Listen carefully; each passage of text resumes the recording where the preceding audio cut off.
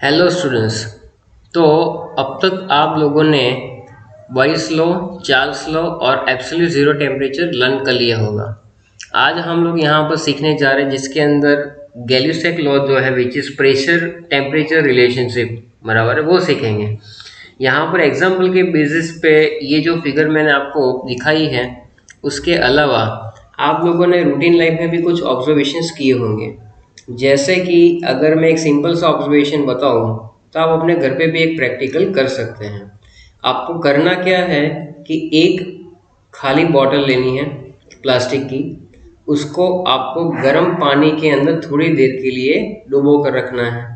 जब आप पानी को उस जब बॉटल के अंदर एयर है, बराबर है। मान लो कि आपके पास एक ऐसी बॉटल है जो प्लास्टिक की है, स्टील की नहीं लेनी है। उसका ढक्कन आपको क्या कर देना है, खोल देना है, बराबर। इसके अंदर एयर है। अब आप क्या करोगे, इस बॉटल को गर्म पानी के अंदर थोड़ी देर के लिए रखोगे, बराबर है। फिर उसको क्या करोगे कि उसका ढक्कन बंद कर देंगे। इसका मतलब क्या हुआ कि इसके अंदर एयर जो है इसका हमने अमाउंट फिक्स कर दिया, बराबर है। अब ये जो बॉटल प्लास्टिक की है उसको हम लोग क्या करेंगे, तो धीरे से एक ठंडे पानी का बाउल होगा उसके अंदर थोड़ी देर डीप करेंगे। जैसे ही हम लोग उस पानी की बॉटल को डिप करेंगे तो थोड़ा क्रैकिंग साउंड आएगा।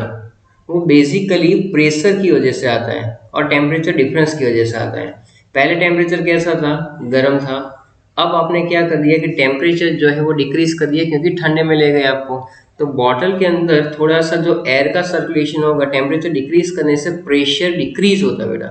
प्रेशर डिक्रीज होता है, उसकी वजह से क्या होगा कि बॉटल के अंदर, बराबर है, जो क्रैकिंग साउंड आता है, it is a proof of Gay Lussac law. वो हमारा प्रूफ है गैल्यूसेक लॉ का, बराबर। अभी आप देख रहे हो कि यहाँ पर मैंने एग्जाम्पल एक सेट किया हुआ है जिसके अंदर क्या दिखाया हुआ है, तो आप खुद ही देख सकते हैं यहाँ पर।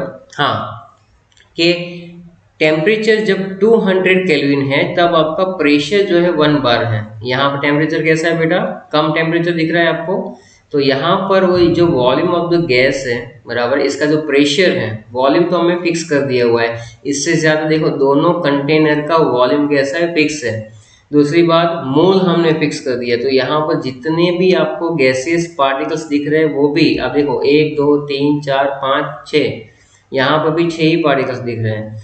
जैसे ही आप यहाँ पर टेम्परेचर को इंक्रीज करेंगे तो होगा क्या कि ये गैसियस पार्टिकल्स की काइनेटिक एनर्जी बढ़ेगी, बराबर है। तो टेम्परेचर इंक्रीज करने पे होता है क्या कि ये काइनेटिक एनर्जी बढ़ेगी और उसकी वजह से यहाँ पर वो कंटेनर की वॉल पे टकराएंगे। तो टेम्परेचर जैसे ही हम लोग इंक्रीज करेंगे प्रेशर भी साथ में इंक्रीज हो रहा है। ये क्लियर कट हमें दिख रहा है, बराबर। मैंने लाइव एग्जाम्पल भी बताया और ये वाला भी बताया। अब इसके बेसिस पे तो सबसे पहले ये किसने ऑब्जर्व किया था, तो उस साइंटिस्ट का जो नाम था, बराबर, गैल्यूसेक कहते हैं। और पूरा जो नाम था तो उन्होंने आपकी टेक्स्ट बुक में भी लिखा ही होगा कि the scientist which observe the pressure temperature relationship when the fix amount of gas and volume उसका लिया हुआ है कांस्टेंट, बराबर।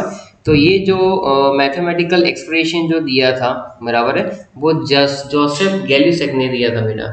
जोसेफ गैल्यूसेक ने ये बताया कि भाई, अब देखिए यहाँ पर मैं लिख के आ रहा हूँ, बराबर है। अब आराम से पढ़ेंगे कि जोसेफ गैल्यूसेक ने ये लॉ दिया इसलिए इसको गैल्यूसेक लॉ कहते हैं। दूसरी बात, कांस्टेंट वॉल्यूम जब आता है तो उसको कहा जाता है आइसोकोर। क्या कहा जाएगा, आइसोकोर। कांस्टेंट वॉल्यूम का मतलब है आइसोकोर, बराबर। अब इसका स्टेटमेंट अगर हम लोग लिखेंगे तो स्टेटमेंट कैसे लिख पाएंगे, स्टेटमेंट कुछ ऐसे लिखेंगे कि भाई एट कांस्टेंट वॉल्यूम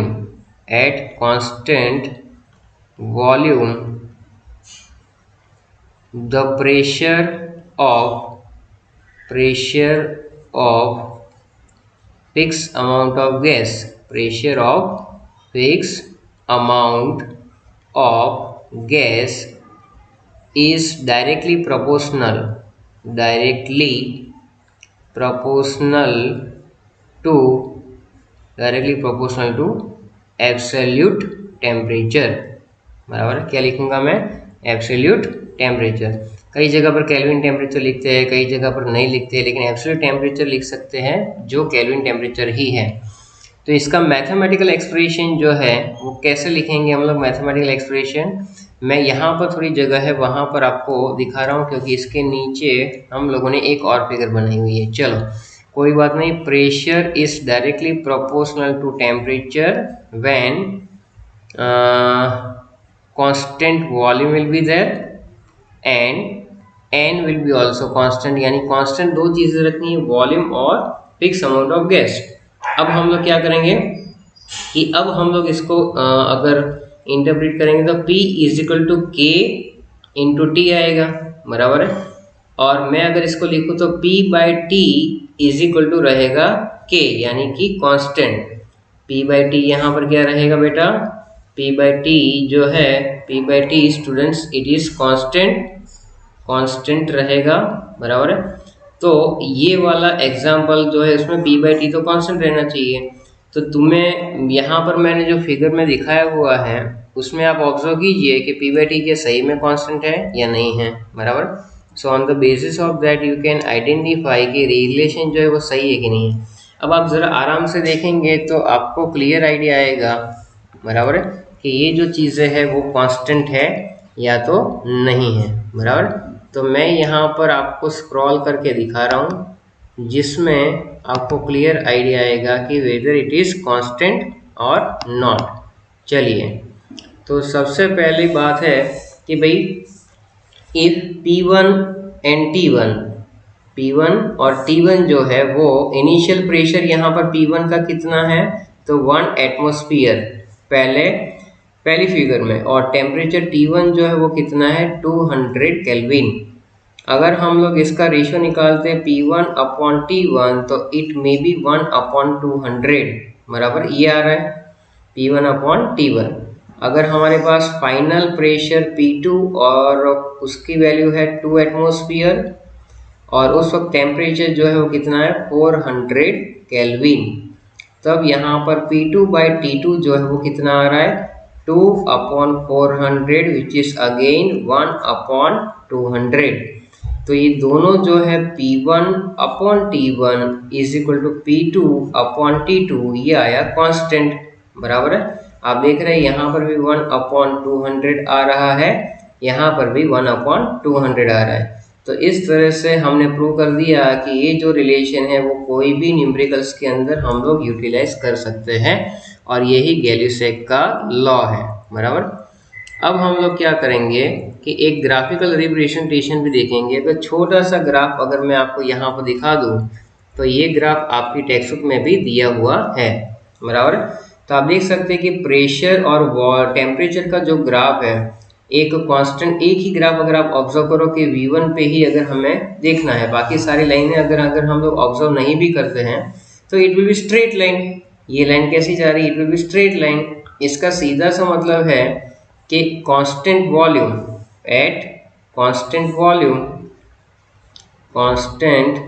वॉल्यूम ये जो प्रेशर है is directly proportional to kelvin temperature, बराबर है। ये तो फिक्स है। यहाँ पर ग्राफ के अंदर अगर हम लोग ऑब्जर्व करें भी तो देखो एक और तरीका है कि PV इज इक्वल टू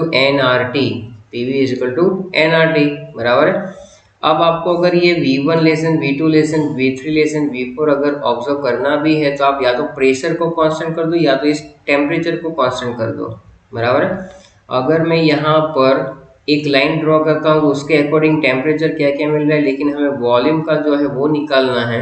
तो हम लोग यहाँ पर क्या कर सकते हैं, देखो अगर गैली-सेक लॉ के हिसाब से ही सोचे तो कांस्टेंट वॉल्यूम तो है ही है, बराबर है। मोल भी फिक्स है और R तो कांस्टेंट है, तो अगर V, N और R कांस्टेंट ले ले तो P प्रोपोर्शनल टू T तो वैसे ही आ रहा है।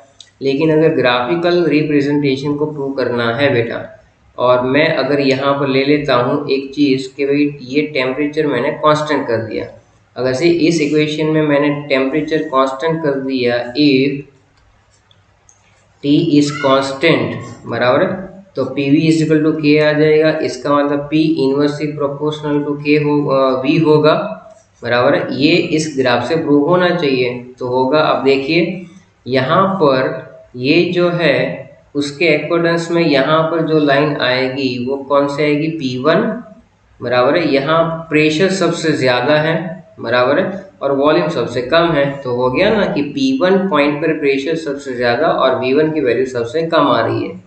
अगर इस लाइन को मैं यहाँ पर इंटरसेक्ट करवा रहा हूँ तो ये P2 है, बराबर है। तो P2 अगर डिक्रीज हो रहा है तो V2 आप देख सकते हो कि V2 जो है वो बढ़ रहा है, बराबर है। यहाँ पर भी लाइन अगर इंटरसेक्ट करवा तो P3 आ रहा है, तो P3 डिक्रीज।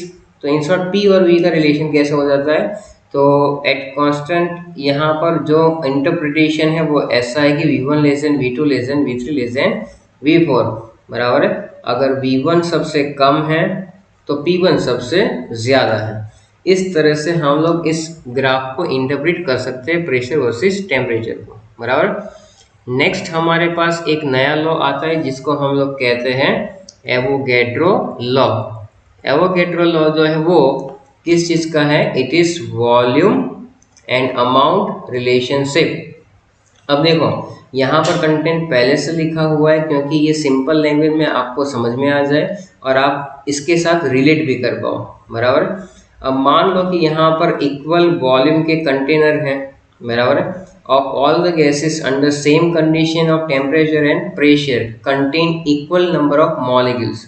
इससे सुनो, equal volumes of all the gases under same condition of temperature and pressure contains equal number of molecule।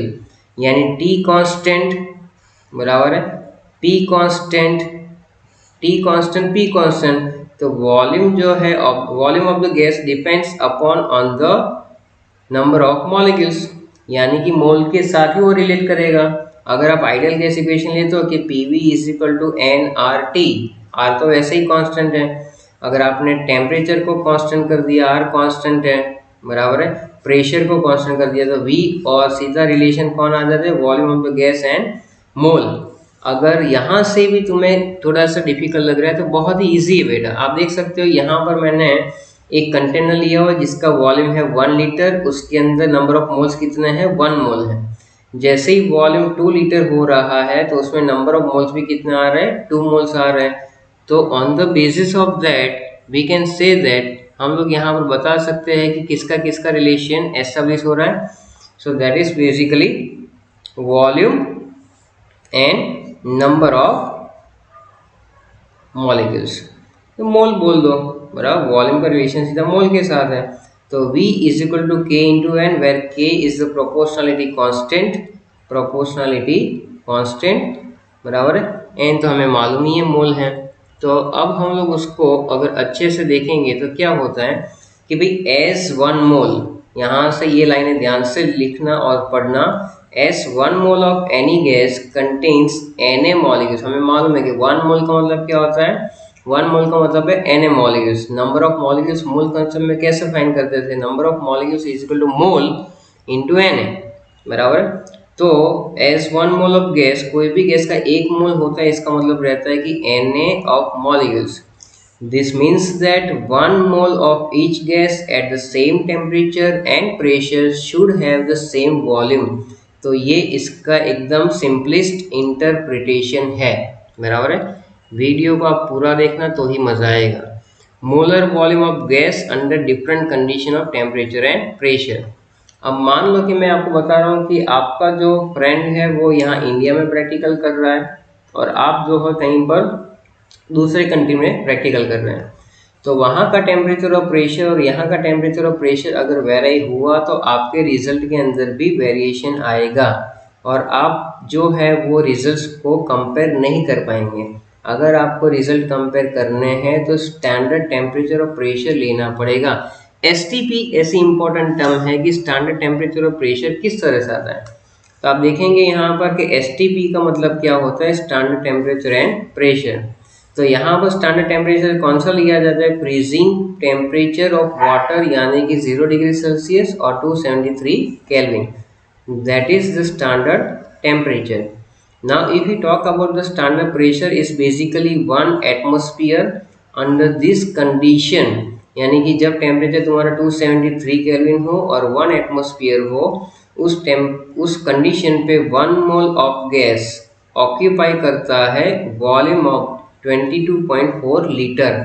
तो एसटीपी पे कभी भी आपको कोई वॉल्यूम पूछे, मोलर वॉल्यूम बोले 1 मोल ऑफ गैस का एक वॉल्यूम, मोलर वॉल्यूम का मतलब क्या होता है भाई कि volume of 1 mole of gas at standard temperature and pressure.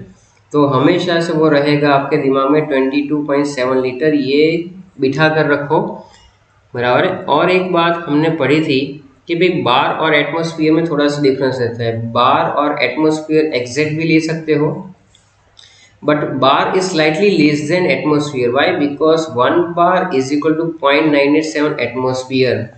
तो 1 बार की वैल्यू जो एटमॉस्फेयर में है वो कितनी है? 0.987. So molar volume is slightly higher, molar volume थोड़ा सा ज़्यादा होगा बेटा, and it is equal to 22.7 mole per litre. इसलिए कई जगह पर ये 22.7 लीटर भी लिया जाता है। जहाँ पर बार और एटमॉस्फेयर का खेल है वहाँ पर आपको ये चीज़ें समझनी पड़ेगी। नेक्स्ट है हमारे पास जिसको कहा जाता है, ये कॉम्पिटिटिव एग्जाम में कई बार देते हैं, जिसको कहते हैं standard ambient temperature and pressure, short में कहते हैं SATP, standard ambient temperature and pressure.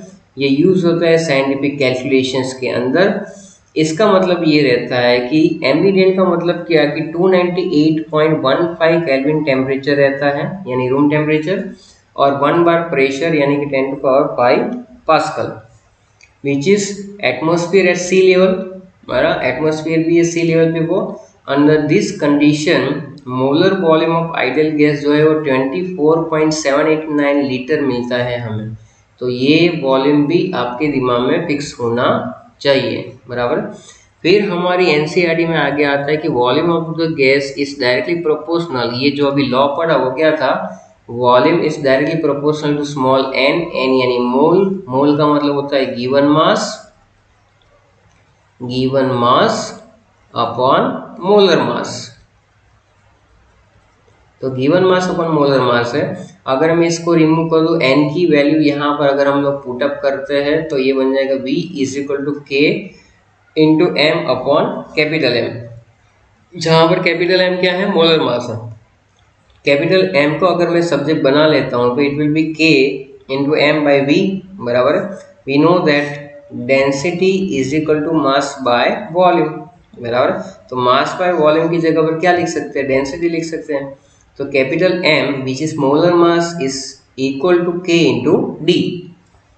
इसके बेसिस पे अगर हम लोग देखेंगे सो बेसिकली दिस, यहाँ पर ये वर्ड्स में लिख सकते हैं कि density of gas is directly proportional to its molar mass, बराबर। वो अपने मोलर मास के साथ इसको कंपेयर कर सकते हैं। अब अगर ये चीज़ें आपको समझ में आ गई है तो ये बहुत ही इजी था, बराबर है। एक न्यूमेरिकल जो है वो आपकी टेक्स्ट बुक में गिवन है, बराबर है। वो न्यूमेरिकल में आपको गिनवाता हूँ, बाकी ज़्यादा डिटेल में करेंगे। तो टेक्स्ट बुक के अंदर दिया हुआ है, बराबर है, एक numerical, one on a ship selling in Pacific ocean, यानी कि अभी हम लोग एग्जाम्पल 5.2 कर रहे हैं, जिसमें लिखा हुआ है कि टेम्परेचर कितना दिया हुआ है? T1 is given 23.4 degree Celsius, और यहाँ पर V1 है बेटा 2 litre, which is a problem 5.2। A balloon is filled with a 2 liter. What will be the volume of the balloon when the ship reaches Indian Ocean by the temperature? अब temperature Indian ocean का कितना हो गया? T2 will be 26.1 degree Celsius. दोनों को हमें convert करना है अभी। तो अगर इसमें मैं 273 ऐड कर देता हूँ विच इज़ बेसिकली 299.1 केल्विन, और इसके अंदर जैसे ही 273 हम लोग ऐड कर देते हैं विच बिकम्स 296.4 केल्विन। तो हमें अगर V2 फाइंड करना है तो ये न्यूमेरिकल किसके बेसिस पे है? चार्ल्स के बेसिस पे, बराबर। तो अकॉर्डिंग टू चार्ल्स लॉ हमने क्या पढ़ा था? Which is basically V1 upon T1 is equal to V2 upon T2, और अगर मुझे V2 फाइंड करना है so it will be V1, sorry यहाँ पर आएगा T2,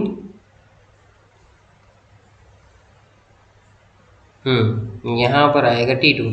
अगर V2 फाइंड करना है तो V1 into T2 divide by T1।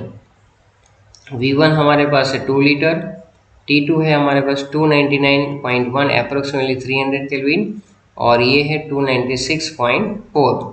अगर आप लोग इसका आराम से निकाल देते हो ना तो ये देखो वैल्यू नज़दीक ही है, वो कैंसिल आउट हो जाएगी तो तुम्हारा V2 भी 2 लीटर के आसपास ही आएगा। टेक्स्ट बुक में भले आंसर दिया हो इतना, थोड़ा सा दिमाग लगाओ, लॉजिक लगाओ, which is nearest the value approximately the answer will be 2 litre. So this is the first numerical based on Charles law, बराबर है। और गैली-सेग लॉ का कोई न्यूमेरिकल दिया नहीं है लेकिन मैं आपको करवाऊंगा, बराबर है। तो लेटेस्ट डू सम न्यूमेरिकल्स, बराबर है। वो न्यूमेरिकल्स भी हम लोग करेंगे लेकिन पहले आप इतना कंटेंट कर लीजिए, उसके बाद चलो। तो थोड़े से न्यूमेरिकल्स में एक और मैं आपको बता रहा हूँ, बराबर, which is also depend on the Charles law, बराबर। तो चार्ल्स लॉ में एक न्यूमेरिकल और हम लोग डिस्कस कर रहे हैं। चलिए क्या दिया हुआ है, तो भैया एट व्हाट टेम्परेचर, कौन से टेम्परेचर पे, at what temperature centigrade will the volume of gas at 0 degree Celsius double itself। Volume कब डबल होगा, प्रेशर कांस्टेंट है, प्रेशर रिमेन कांस्टेंट, बराबर, ये इक्वेशन है, बराबर। तो एट व्हाट टेम्परेचर सेंटीग्रेड, कौन से टेम्परेचर सेंटीग्रेड में, will be the volume of the gas at 0 degree Celsius double itself pressure remains constant. तो सबसे पहले तो हमें क्या करना है, यहाँ पर क्या दिया हुआ है, तो वी कैन सी दैट कि let the volume of the gas, volume of the gas at 0 degree Celsius, तो 0 डिग्री सेल्सियस पे वॉल्यूम ऑफ द गैस हमें मालूम नहीं है तो वो मैंने लिख दिया यहाँ पर VmL, बराबर। तो V1 जो है तुम्हारा V1 VmL हो गया, और उन्होंने लिखा हुआ है कि भाई volume of the gas 0 degree double itself, बराबर। हाँ, तो वो डबल हो रहा है, डबल हो रहा है यानी कि उन्होंने अल्टीमेटली क्या दे दिया यहाँ पर, अल्टीमेटली ये दे दिया कि भाई V2 जो है वो 2 VmL है, बराबर। T1 जो है वो 0 डिग्री सेल्सियस का मतलब है 273 केल्विन, और T2 हमें फाइंड करना है, बस T2 है तो बहुत इजी है, V1 upon T1 is equal to V2 upon T2, बराबर है, V2 अपॉन T2। तो यहाँ से अगर मैं T2 को सब्जेक्ट बना देता हूँ तो क्या हो जाएगा, T2 को सब्जेक्ट अगर मैं बना देता हूँ तो ये हो जाएगा V2 into T1 upon V1, बराबर। तो यहाँ पर V2 की जगह पर 2 ही लिखेंगे, T1 है हमारा 273 केल्विन, और V1 जो इसकी जगह पर भी लिखेंगे, V कट, तो इसका मतलब कि हमारा आंसर जो है वो आ रहा है 273 इंटू 2, वो आ गया हमारा 546 केल्विन। ये तो आया हमारा किसके अंदर, केल्विन के अंदर। अब हमें इसको कन्वर्ट करना है तो T2 विल बी 546, वापस 273 माइनस कर दो, it is easy, 273 degree Celsius. So that is the correct answer of this numerical, बराबर। तो यहाँ तक का कंटेंट आपको अच्छे से कर लेना है, आगे हम लोग बॉयल्स चार्ल्स लॉ और गैली-सेग लॉ के न्यूमेरिकल्स करेंगे, तो प्रैक्टिस करते रहिए, बराबर है। Thank you.